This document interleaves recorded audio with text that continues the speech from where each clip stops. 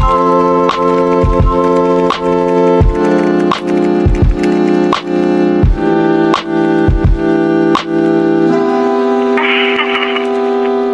Friends, welcome to my channel discover with Manisha. So friends, जैसे कि आपने मेरा थंबनेल देखा होगा, आज मेरे वीडियो का टॉपिक बड़ा ही इंटरेस्टिंग है जो मोस्टली लोग इस बारे में बात नहीं करते हैं। अगर आपको ऐसा लगता है कि न्यूजीलैंड एक सपनों का देश है, अगर आपको लग रहा है कि आपके साथ सब कुछ ही बहुत अच्छा होने वाला है, तो आइए कर लेते हैं थोड़ी सी रियलिटी चेक। फ्रेंड्स, जब मैं न्यूजीलैंड आई थी तब मुझे ये सब कुछ बताने के लिए कोई भी नहीं था कि यहाँ पे आने से पहले आप अपना माइंड प्रिपेयर कैसे कर सकते हैं। मुझे ये बताने वाला कोई नहीं था कि जब मैं यहाँ पे आऊँगी तब मतलब मुझे क्या क्या डिफ़िकल्टीज होगी। फॉर एग्जाम्पल, जब मैंने वहाँ पे शॉपिंग कर रही थी तब मैंने वहाँ से अपने लिए ऑफिस के लिए कपड़े खरीद लिए थे कि भाई मैं वहाँ जाऊँगी और मेरी जॉब तो एकदम ऑफिस में ही कोई एग्जीक्यूटिव जॉब लगने वाली है। तो मैंने ऑफिस शूज़ ले लिए थे, मैंने कोट और शर्ट पैंट्स ये सब सिलवा लिए थे कि वहाँ पे इंटरव्यू देने जाऊँगी। तो ये सब कुछ मेरे पास रेडी होना चाहिए, वहाँ पे इतना एक्सपेंसिव मिलता है, तो मैं ये सब लेके जाती हूँ। और अपने जो इंडियन क्लोथ्स थे वो मैंने सब कुछ वहीं पे रखे थे। ज़्यादा मैंने शॉपिंग नहीं की थी वेस्टर्न की, बट मैंने सोचा था वहाँ जाऊँगी तो मुझे सब कुछ वहाँ पे ही शॉपिंग करनी है। इंडियन तो मैं पहनूंगी नहीं, पर देखिए आज भी मैं इंडियन में ही बैठी हूँ क्योंकि I love Indian wear. Western भी अच्छा लगता है, बट एक जो कंफर्ट और एक जो ग्रेस आता है वो एक इंडियन वियर में आता है, मुझे ऐसा लगता है। तो ये एक मेरे लिए रियलिटी चेक था यहाँ आने के बाद में कि जब भी मैं इंटरव्यू देने के लिए जाती थी तो मुझे कोट और शर्ट्स की इतनी रिक्वायरमेंट नहीं होती थी क्योंकि इनिशियली जॉब आपको वो नहीं मिल पाती है। मैं बहुत चाह रही थी कि मुझे ऐसी कोई जॉब मिल जाए, एग्जीक्यूटिव जॉब, बट ऐसा नहीं हो पा रहा था। मेरी फर्स्ट जॉब भी फूड में ही हुई थी और मोस्टली जो भी स्टूडेंट्स यहाँ पे आते हैं तो उनकी जॉब फूड इंडस्ट्री में ही लगती है मोस्टली। मैं ये नहीं कह रही सबकी लगती है, बहुत लकी लोग भी होते हैं जिनकी डायरेक्ट ऑफिस में लग जाती है, बट मेरी फर्स्ट जॉब फूड इंडस्ट्री में लगी थी। तो ये मेरे लिए एक बहुत बड़ा रियलिटी चेक था कि वो कोट मेरे यहाँ आने के बाद 3 साल बाद में काम आया था, और जो भी मेरी कोट शर्ट और जो भी मेरे ऑफिस के शूज है वो 3 साल बाद काम आए थे। न्यूजीलैंड में इंडियन होने का एक अलग ही मजा है या दुख, चलिए बात करते हैं। सबसे पहले जो डिफिकल्टी आती है, जो मुझे भी आई थी, वो है फाइंडिंग द जॉब। कि हाँ फ्रेंड्स, आप न्यूजीलैंड आते हैं, आप अपनी स्टडी स्टार्ट करते हैं एज ए स्टूडेंट अगर आप आ रहे हैं तो, और फिर आपके मन में होता है कि बस तो मुझे जॉब चाहिए, और जब तक आपकी जॉब नहीं लगती है आप बहुत अजीब सा फील करते हैं। आपको लगता है कि पैसे कैसे आएंगे, आपकी ग्रॉसरीज कैसे निकलेगी, रेंट कैसे जाएगा। तो सबसे पहला है जॉब, और जॉब का ऐसा चक्रव्यूह है कि यहाँ पे एक्सपीरियंस चाहिए जॉब के लिए, बट वापस अगर आपको कोई मौका ही नहीं देगा तो आपके पास एक्सपीरियंस भी कहाँ से आएगा। तो जॉब ढूंढने में यहाँ पे इनिशियली बहुत दिक्कत होती है। तो मैंने क्या किया था, आप भी वो ट्राई कर सकते हैं, मैंने वॉलंटियर वर्क स्टार्ट किया था। अगर आपको कोई एक बार वॉलंटियर जॉब मिल रहा है, बहुत जगह यहाँ पे एज ए टीचिंग भी आपको वॉलंटियर्स आप कहीं पे अप्लाई कर सकते हैं। बहुत सारी कम्युनिटीज है ऐसी जहाँ पे आपको वॉलंटियर वर्क मिल सकता है। मैं डिस्क्रिप्शन बॉक्स में डालूंगी ये कौन कौन सी कम्युनिटीज़ हैं जहाँ पे आप एज अ वॉलंटियरिंग अप्लाई कर सकते हैं। हाँ, सबसे पहले जो दिक्कत होती है वो जॉब ढूंढने की होती है। एनजेड आई थी, सोचा था कि फटाफट जॉब मिल जाएगी, पर यहाँ एक्सपीरियंस मांगता है एम्प्लॉयर, और एक्सपीरियंस वहाँ मिलेगा जहाँ जॉब मिलेगी, पर जॉब भी वही मिलेगी जहाँ पर एक्सपीरियंस हो। ये एक इन्फिनिटी लूप है। अब नेक्स्ट बात करेंगे हम कॉस्ट ऑफ लिविंग की। कॉस्ट ऑफ लिविंग न्यूजीलैंड का, स्पेशली ऑकलैंड का, दुनिया का सबसे एक्सपेंसिव है। आई थिंक यहाँ पे महंगाई बहुत ज़्यादा बढ़ रही है। पहले मैं जब आई थी $50 में बहुत सारा सामान आ जाता था, बट अब $50 में कुछ ज़्यादा सामान नहीं आ पाता है। कॉस्ट ऑफ लिविंग यहाँ पे थोड़ी बढ़ती जा रही है डे बाई डे। एनजेड का ग्रॉसरी कुछ हॉरर मूवी जैसा होता जा रहा है।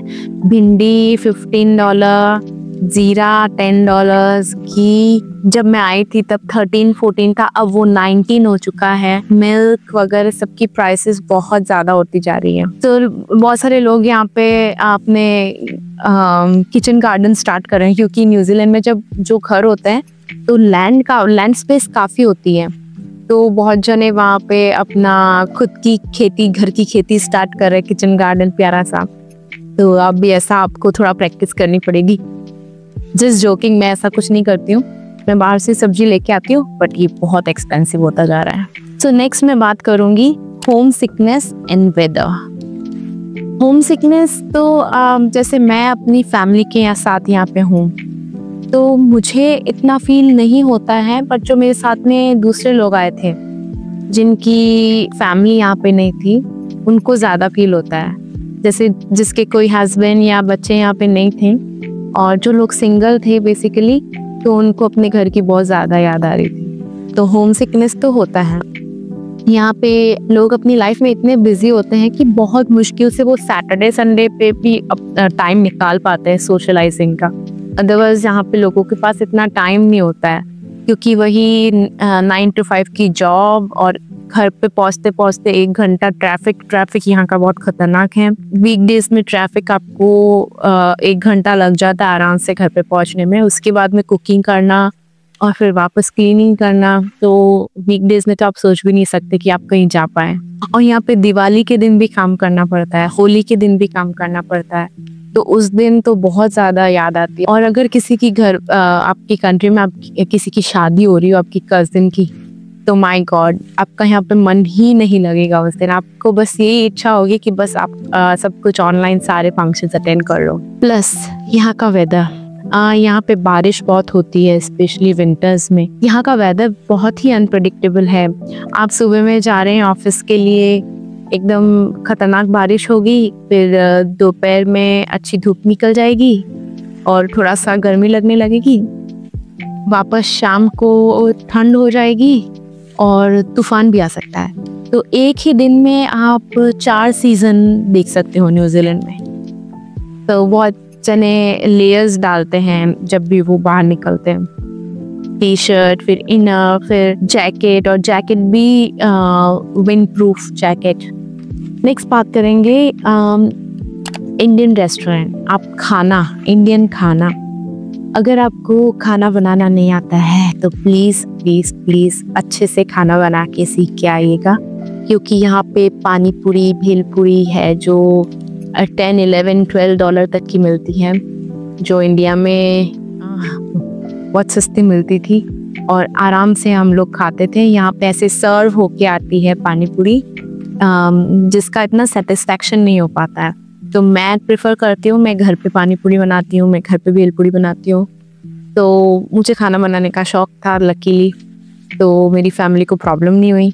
तो प्लीज़ अगर आप आ रहे हैं तो अच्छे से खाना बना के सीख के आए, क्योंकि यहाँ पे बाहर का खाना बहुत ज़्यादा एक्सपेंसिव होता है और वो फ्लेवर भी नहीं मिलता जो आप चाहते हैं। तो प्लीज़ प्लीज़ प्लीज़ कुछ डिशेस आप अपनी मम्मी से सीख के आएँ, आपको बहुत आराम होगा।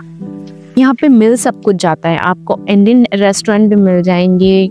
कुछ इंडियन रेस्टोरेंट है जो मुझे बहुत पसंद है, उस पे परफेक्ट खाना मिल जाता है जैसा मुझे पसंद है। अदरवाइज सारे रेस्टोरेंट में इतना अच्छा खाना नहीं मिलता है। तो मैं बहुत कम बाहर का खाना खाती हूँ और मैं प्रेफर करती हूँ कि मैं घर पे ही कुछ अच्छा बनाऊँ। तो आप लोग भी प्लीज़ सीख के आना। यहाँ पे समोसाज वगैरह सब मिल जाते हैं। यहाँ पे मिठाई की भी शॉप्स है बहुत सारी।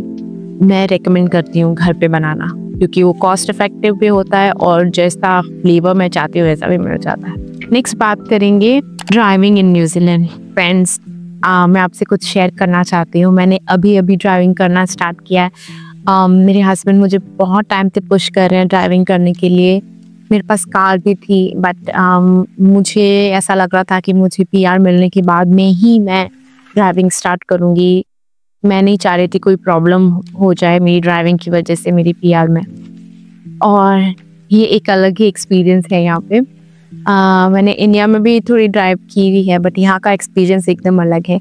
आपको हमेशा चौकन्ना होना पड़ता है क्योंकि मैंने इतनी ज़्यादा ड्राइविंग नहीं की है इंडिया में, तो मुझे थोड़ा और ध्यान रखना पड़ रहा था। बट जो लोग यहाँ पे रोज़ ड्राइविंग करते हैं इंडियंस, वो बोलते हैं कि यहाँ पे ड्राइविंग करना बहुत ईजी है, क्योंकि यहाँ के जो रूल्स हैं वो लोग सब फॉलो करते हैं। जैसे यहाँ का जो राउंड अबाउट है, राउंड अबाउट मतलब कि चौराहा, तो चौराहा के भी रूल है वो फॉलो करना पड़ता है, नहीं तो क्लैश हो सकता है। सो मैंने राउंड अबाउट सीख लिया है, मैंने अच्छे से सारे रूल्स सीख लिए हैं। स्पीड लिमिट्स का यहाँ पे बहुत ध्यान रखना पड़ता है। 50 का जोन है तो आपको 50 की स्पीड में चलाना होगा। अगर आपने उससे ज़्यादा कर लिया तो आपका चालान हो सकता है। तो आपको ये सारे रूल्स फॉलो करने पड़ते हैं। आपको सीट बेल्ट्स अच्छे से लगाने पड़ते हैं, आगे वालों को भी और पीछे वालों को भी। जैसे इंडिया में होता है कि आगे वाले लोग ही सीट बेल्ट लगाते हैं, पीछे वाले नहीं लगाते, यहाँ पे ऐसा नहीं होता है। तो ये बहुत इंटरेस्टिंग है यहाँ पे, और मैं काफ़ी एंजॉय कर रही हूँ ड्राइविंग। बट मुझे काफ़ी डर भी लगता है हाईवे पे, क्योंकि हाईवे पे यहाँ पे स्पीड लिमिट 100 तक जाती है, तो मुझे स्पीडिंग से थोड़ा डर लगता है। But I am getting there, मैं सीख रही हूँ धीरे धीरे। और ड्राइविंग के लिए मैं आपको बताना चाहूँगी, अगर आप न्यूजीलैंड आ रहे हैं, आप सब जने प्लीज़ अपना ड्राइविंग लाइसेंस लेके आए। अपना ड्राइविंग लाइसेंस अगर नहीं है तो प्लीज़ प्लीज़ प्लीज़ इंडिया में अपना ड्राइविंग लाइसेंस अर्जेंटली बना लीजिए। बहुत इंपॉर्टेंट इन्फॉर्मेशन है, क्योंकि अगर आप यहाँ पे अपना इंडियन ड्राइविंग लाइसेंस लेके आते हैं, वो 1 साल तक वैलिड है आपका। हम यहाँ पे 1 साल तक उसी ड्राइविंग लाइसेंस पे गाड़ी चला सकते हैं। बहुत जनों को ये चीज़ पता नहीं होती है, फिर वो यहाँ पे आते हैं और लर्नर्स बनवाते हैं, ABCD से स्टार्ट करते हैं। तो फ्रेंड्स, बहुत इंपॉर्टेंट न्यूज़ है ये आपके लाइसेंस को लेके। आप अपना ड्राइविंग लाइसेंस इंडिया से बनवा के लाइएगा, और उसको यहाँ पे आप रेस्ट्रिक्टेड में कन्वर्ट करा सकते हैं डायरेक्ट। अदरवाइज अगर आप नहीं लेके आए किसी कारण से, यहाँ पे आपको लर्नर्स देना होगा, और उस लर्नर्स पे आप अकेले नहीं चला सकते हैं। सबसे पहले होगा थ्योरी टेस्ट, थ्योरी के बाद में होगा आपका प्रैक्टिकल टेस्ट। तो इतने सारे एग्ज़ाम आपको देने पड़ेंगे, इससे अच्छा है इंडिया से अपना लाइसेंस लेके आना और उसको रेस्ट्रिक्टेड में कन्वर्ट करा लेना। नेक्स्ट हम बात करेंगे कीवी एक्सेंट की। जब आप इनिशियली आते हैं तब आपको कीवी एक्सेंट समझने में थोड़ी इनिशियली प्रॉब्लम होती है, तो मैं आपको सजेस्ट करूँगी कि आप इंग्लिश मूवीज़ देख के आएँ, प्रैक्टिस हो गया। वो जो लोग बोलते काफ़ी सिमिलर होती है, यूरोपियंस ज़्यादा हैं यहाँ पे, तो अगर आप इंग्लिश मूवीज़ देखोगे तो आपको काफ़ी आप हैबिचुअल हो जाओगे कि वो लोग क्या कह रहे हैं। तो मुझे भी इनिशियली दिक्कत हुई थी, बट फिर मेरे जो साथ में काम कर रहे थे वो सारे कीवीज़ थे, तो धीरे धीरे वो सब कुछ, तो ये बस थोड़ा टाइम की बात होती है कि आपको समझ में नहीं आ रहा है। जैसे वो लोग स्वीट एज यूज़ करेंगे, थोड़े से अलग वर्ड्स होते हैं, फिश एंड चिप को फ्रेश एंड चिप बोलेंगे, तो थोड़ा सा समझ में नहीं आते, उनके स्लैंग्स थोड़े अलग होते हैं। तो कुछ अगर आप अपने फ्रेंड्स बनाओगे कीवी, तो वो भी लोग भी आपको सिखा देंगे। आपके लोग इतने फ्रेंडली और इतने अच्छे होते हैं कि जैसे हमको बहुत अच्छा लगता है अपना कल्चर के बारे में बात करना, अपने कल्चर के बारे में लोगों को बताना, अपन खुश होते हैं, वैसे ही ये आपके लोग हैं। यहाँ के लोग भी अपनी स्लैंग बताएंगे आपको। वो अगर आप उनको अपना फ्रेंड बनाओगे तो वो आपको काफ़ी हेल्प करेंगे इस कल्चर में मिक्सअप होने के लिए। बट ये एक इनिशियल चैलेंज है। मैं आपको ये रेकमेंड करूँगी, अगर आप नए नए यहाँ पे आए हैं तो आप जो काम की बात है बस वही करें और ज़्यादा मजाक नहीं करें, क्योंकि दूसरे कल्चर में कौन सी मजाक किसी को कुछ बुरा लग सकता है, you never know. So initially मैं आपको ये प्रेफर करूँगी कि किसी के साथ ज़्यादा मजाक नहीं करें, जो काम हो वही करें, एंड देन धीरे धीरे आप जब मिक्सअप हो जाओगे तब थोड़ा अलग एनवायरनमेंट होगा। सो फ्रेंड्स, जाते जाते मैं आपसे बस इतना ही कहूँगी, आसान कुछ भी नहीं है, आसान कुछ भी नहीं है, ना यहाँ रहना ना वहाँ रहना, और अगर ठान लो तो मुश्किल भी कुछ नहीं है। सो फ्रेंड्स, ये थी कुछ मेरी लिखी हुई लाइन। आई होप आपको पसंद आई होगी। आई होप आपको ये वीडियो अच्छा लगा होगा। प्लीज़ कोई भी क्वेश्चन हो वीडियो के रिलेटेड, न्यूजीलैंड के रिलेटेड, तो प्लीज़ मुझे ईमेल कीजिएगा। मैं नॉर्मली वीकेंड्स पे फ्री होती हूँ और सारे रिप्लाई करती हूँ मैं वीकेंड्स पे। तो please like, subscribe and share my channel and stay tuned. Thanks for watching.